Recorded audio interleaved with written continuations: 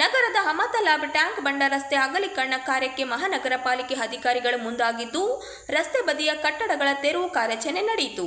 ರಸ್ತೆ ಮಧ್ಯಭಾಗದಿಂದ 20 ಅಡಿ ತೆರವುಗೊಳಿಸಿದ್ದು, ಇದೀಗ 8.4 ಅಡಿಗೆ ಹೆಚ್ಚಿಸಲು ರಸ್ತೆ ಬದಿಯ ಸಣ್ಣ ಪುಟ್ಟ ಅಂಗಡಿಗಳನ್ನು ಜೆಸಿಬಿ ಮೂಲಕ ತೆರವುಗೊಳಿಸಲಾಯಿತು.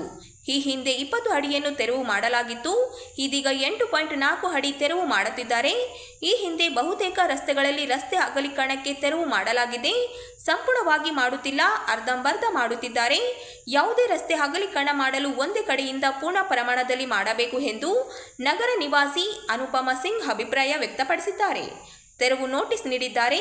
ಈ ಕಾರ್ಯಾಚರಣೆಯಿಂದ ದಿನನಿತ್ಯದ ವ್ಯಾಪಾರವನ್ನೇ ನಂಬಿಕೊಂಡಿದ್ದ ಅನೇಕ ಕುಟುಂಬಗಳು ಸಂಕಷ್ಟಕ್ಕೆ ಸಿಲುಕಿವೆ.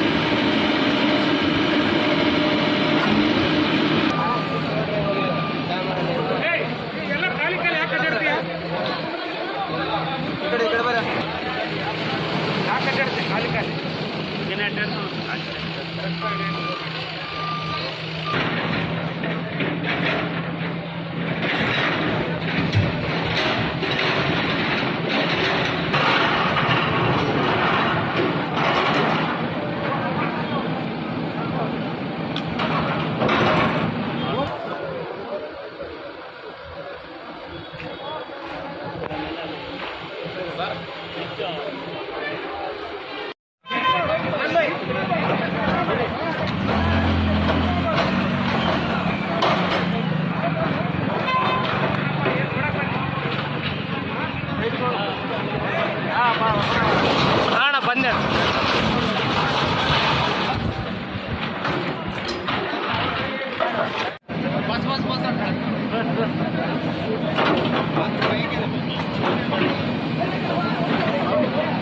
ಮೇಲೆ ಬಿಡ್ರಿ ಮೇಲೆ ಫೋನ್ ಮಾಡಿ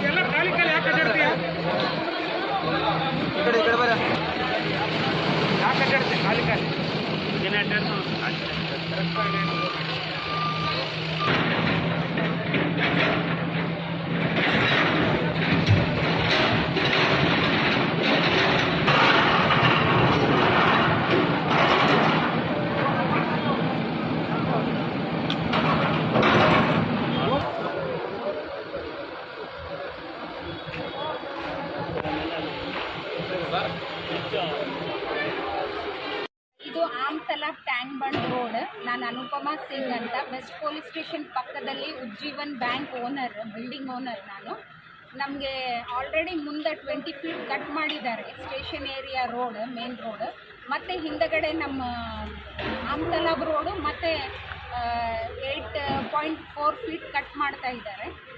ನೋಟಿಸ್ ಲಾಸ್ಟ್ ಫ್ರೈಡೇ, ಮೊನ್ನೆ ಫ್ರೈಡೇ ಕೊಟ್ಟಿದ್ದರು, ಈಗ ಮಂಡೇ ಮಾಡ್ತಾ ಇದ್ದಾರೆ.